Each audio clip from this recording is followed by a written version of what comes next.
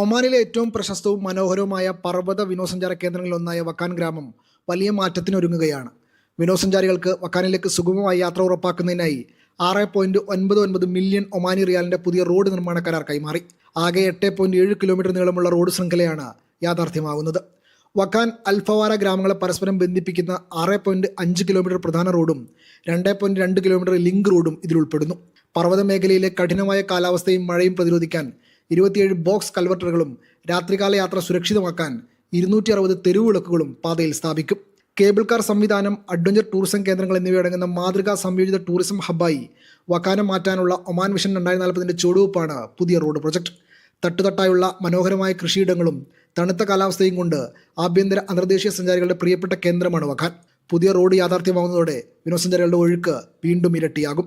Media 1 Muscat.